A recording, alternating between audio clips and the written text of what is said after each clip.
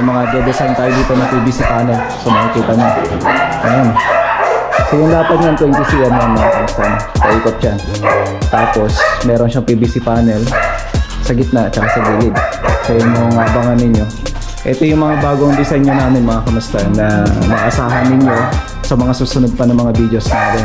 So, konting meeting mga kamusta. Tapos ito na, yung payroll natin. Sa sahod na yung tropa. Makatipid kayo ng every feet ng 10 to 15 pesos. Ikabit na namin yung PVC panel. Ayan. So, ayos na. Tapos na nga, mga kamusta, tingnan nyo naman, no? Yung pagkakaporma. Ang nipis na ito. 2 inches lang, mga kamusta. Pero, tingnan nyo, tuwid na tuwid. Pati yung ilalim na ito, tuwid na ito na. Okay. So, ito, pinaiwan muna namin to. Or iniwan muna namin itong portion na to kasi dyan po bababa yung mga linya ng electrical mula dito sa taas papunta sa panel box.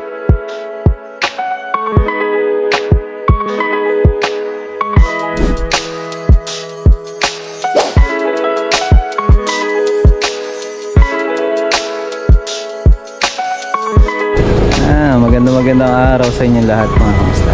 Ayan, medyo makulimlim at ngayon nga nandito tayo sa shop. Paalis tayo ngayon. Punta tayo sa Bayambong project natin mga kamusta. So bago tayo pupunta, bisitahin muna natin itong mga tropa dito sa taas. Ayan, nandito si Kuya Zach. Ayan, tingnan nyo kung gaano katibay pala yung review natin kanina.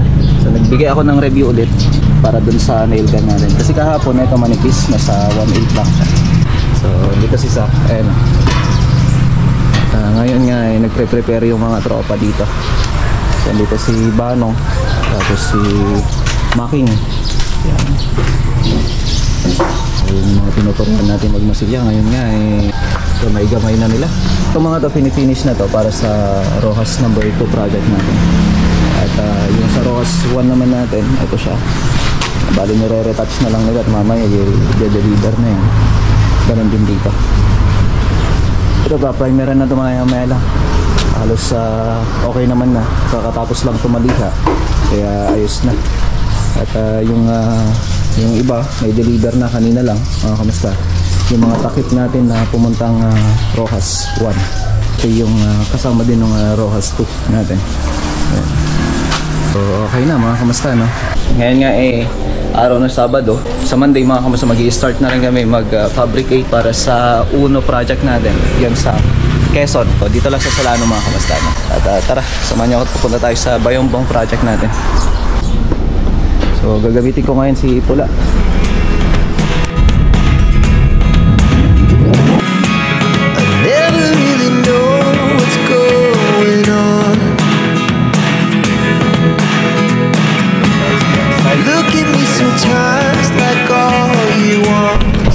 Tayo.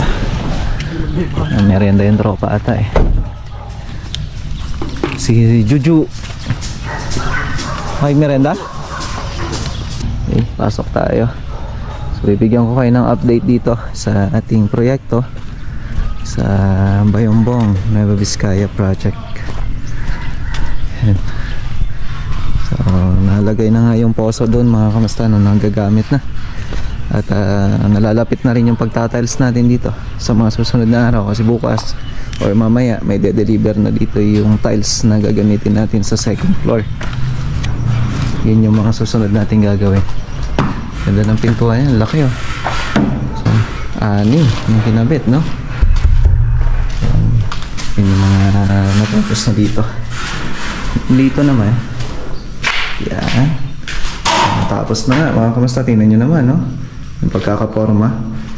Ang nipis na ito. 2 inches lang mga kamusta. Pero tingnan nyo, tuwid na tuwid. Pati yung ilalim na ito, tuwid. Pinaalalayan ko muna kasi medyo basa pa to.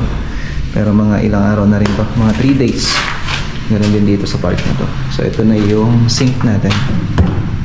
Ito mga kamusta, tinatanong ng isang follower natin kung bakit daw may drainage dito.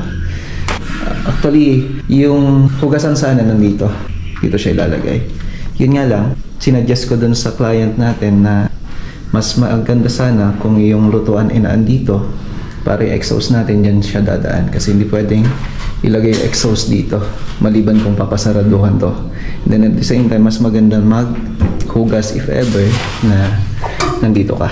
Kasi ito bintana to. So, ang kagandahan kasi niyan, syempre habang naghuhugas ka, kailangan mo ng fresh air. So, yun yung kainaman niyan. Ngayon, papalipat ko to kung sakali. Lalagay ko dito yung floor drain niya, or yung drain niya, tapos yung water line natin, ililipat na rin natin doon. Then yung electrical na yun, papatay na natin yun. Ilipat na lang din natin dito. Hanapin natin kung saan siya galing. Hindi po pwedeng mag-terminate tayo dyan. Kasi magkakaroon ng problema if ever. Ngayon, yung lababo natin, okay na to. So, kinuha na natin yung standard na height nito. So, yun yung kinuha nating taas niya. Ngayon, ito naman yung isusunod nating bubuhusan. Bali, ito pinapalagyan ko talaga ng plastic. So, yung plastic na yan, malaking bagay po yan para hindi masira yung pinangpoporma natin. Kasi kung napanood nyo yung mga vlogs natin, talagang 3/4 po lagi yung ginagamit ko sa pormahan. Yan, para mas maging pantay siya. Kahit na 2 inches lang yung column niya o kaya yung partition niya, matibay pa rin. At the same time, dire-diretso lang talaga.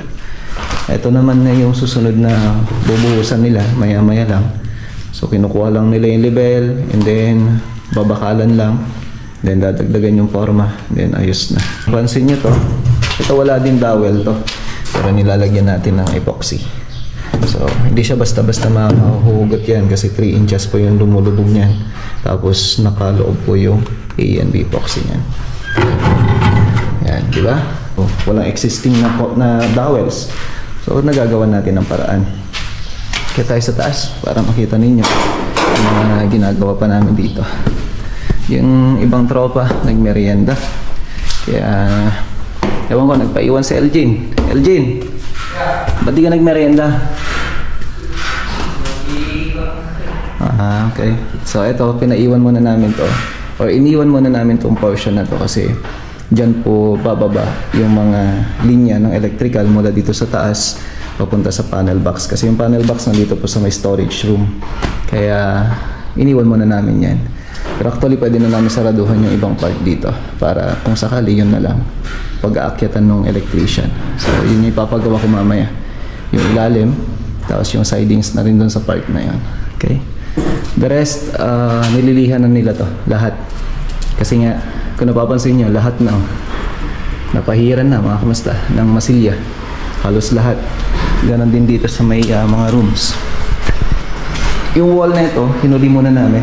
Kasi talagang hindi muna nila ipapagawa nila sir. Eventually, yung first na quotation namin, kasama to. Yun nga lang, mas prinayor nila yung ginagawa natin sa baba na kitchen. Kasi yun ang mas kailangan nila. Pero yung kisame na ito, i-finish natin to. Gaya nung nasa plano natin. Ganon din dito. So, puralihan na lang to. Mamaya, kung sakali, mamayang hapon, mag-first coat na sila para sa primer. Ayun, na-primeran na yun. So, naka-ready na yan kung sakali. Kaya, ito ipapatapos ko na rin to. Ito yung mas prior natin ngayon. Gawa nung kailangan natin ma-finish to bago kami mag-tiles. Kasi, ang una natin ita-tiles ay itong taas. Kaya, papaalis ko na itong mga tungtungan if ever. Kasi mamaya, pagka dumating na yung tiles, papadeliver ko na dito lahat para mas madali mga kamusta na nakapondo na dito sa taas. Yan. So napakaluwang nung high ceiling natin, no? Pero ang kagandahan nito, meron siyang separation dito. Separation na to, na kung saan magre-represent na ito ay hallway. Tingnan nyo naman yung door niya doon, papunta sa porch. Napakalaki. Ito yung master's bedroom. Dito sa Elgin. Yan, no? So ito, pinifinish na rin din yung mga gilid-gilid niya sa masilya. Tapos ito, nakaprepare na to. Actually, hindi pa namin kinulayan. Gawa nung, sabi naman nung painter natin, mahuli na. Kasi baka mamaya, masasagi ulit. Sayang naman yung pag-retouch natin. So tama nga lang nun naman na mas maganda. Linisan muna natin dito. And then tapusin muna yung kisame bago natin siya i-finish yung wall na. Kasi hindi naman tayo magpa-final coat kaagad dito. Yung tiles muna mauuna. So yun yung gagawin natin mga kamusta, no? Yan. Ito okay na yun. Bali mamaya mamasilyan na nila yan para maumpisahan na rin na mapinturahan yung kisame natin. So gamit natin dito yung cement board na mga kamasta. Yan, so okay na mga kamasta, no? At sa baba. Yan, so layout lang natin to. Then maya maya bubuhusan na nila. Okay, so ayos na mga kamasta, no? At abangan nyo to pagkatapos. At tingnan nyo naman, tuwid na tuwid. Yan ang kagandaan niya. Tara, at dadaan pa tayo sa Rojas 2 project natin. Nagugutom na naman ako. So,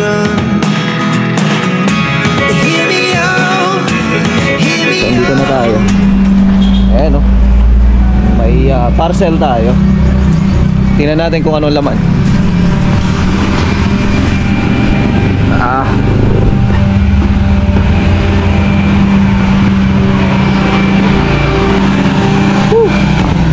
Check natin to.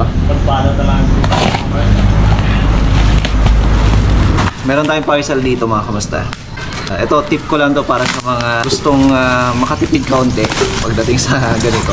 Pero syempre maramihan lang yung order para mas makatipid ka.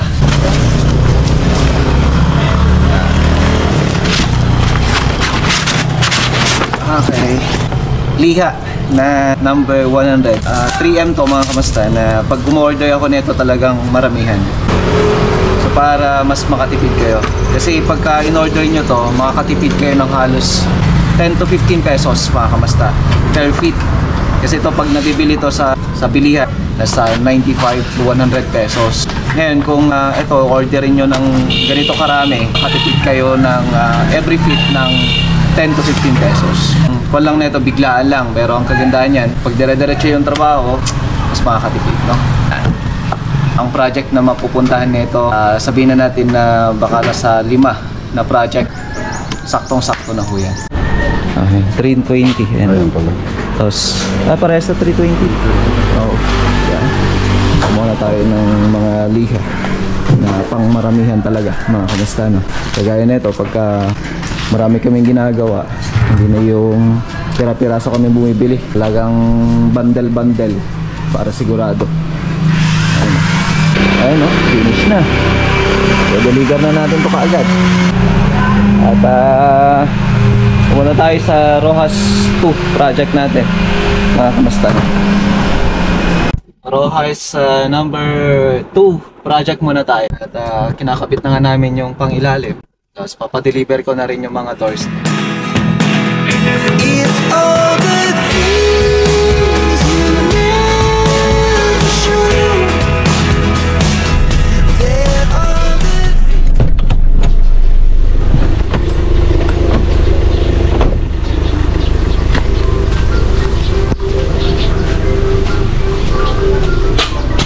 Okay. So, andito yung tropa. Nice na. Okay. So ito na yung kinakabit nila Bert niya. At inaayos na natin para ma-install na rin yung mga doors na ito mga kamasta na. Tapos dito naman ay kabit na namin yung PVC panel. Ayan. So ayos na. Tapos pinapalitadahan ko na rin yan para maganda naman siya tingnan. Tapos yung electrical naman natin, may mga inayos na kami dito na electrical niya. Tapos inabang na rin namin yung para dun sa heater niya. So dati na kasi yan mga kamasta na ganyan. Ngayon ay inayos pa natin.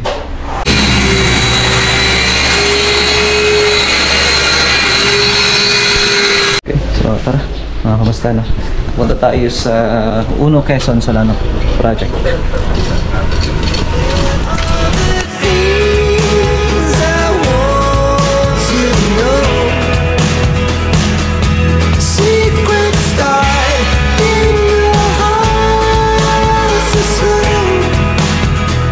Tayo sa project Uno. Dito na tayo. Okay, so dito yung mga tropa. Merienda muna. Meriendahin muna natin sila. At bigyan ko ka ng update dito sa site. Uno Solano project natin. Mga tropa, dati natin mga kasamaan na pintor. Ayan. Pasok tayo dito sa loob. para sa update natin at kung ano na yung mga ginagawa ng deliver tayo dito ng gypsum board para doon sa design natin. At saka yung pasok tayo dito. Ayan, pinalagyan ko ng box nito. At naka-ready na to. Monday, gagawin na natin yung TV console natin. So, yung floating cabinet na agad yung gagawin natin. Tapos dito naman, ayan, sinisimulan na nilang i-design. Ayan, actually, tapos na yung framing niya. Yun o, dugtungin nun. Tapos, naglalatag na sila ng gypsum board bago yung PVC panel natin. So, may mga de-design tayo dito na PVC panel. So, makikita nyo. Ayan. So, yung lapad niyan, 20 cm yan mga kamusta. Paikot yan. Tapos, meron siyang PVC panel sa gitna at saka sa gilid. So, yun yung abangan ninyo. Ito yung mga bagong design nyo namin mga kamusta na maasahan ninyo sa mga susunod pa ng mga videos natin. Kaya abangan nyo ito mga kamusta, no? So, ito yung first na project natin na paglalagyan. First na gagawin natin sa isang project, I mean. So, syempre yung leadman natin na malaki ang tiyan. Pero maliit siya. Pero bansot pa din. Ito, kahapon pinabaklas ko na at ngayon papatapalan ko na to. Yan ang gagawin ni Nelson sa mga susunod na araw. Yung mga ayusin pa natin dito. Ito, lilayout na natin. So, papalinis na natin dito lahat mga kamusta, no? Para mas maging maayos na. Masisimulan na to sa Monday mga kamusta. So, inayos lang namin yung mga kailangan pa ayusin. At focus na tayo dyan. Tapos yung TV console natin. So, abangan nyo yan mga kamusta. So, ito na rin yung mga baffle na gagamitin natin dyan. Tara, at ready na tayo para sa sakuran.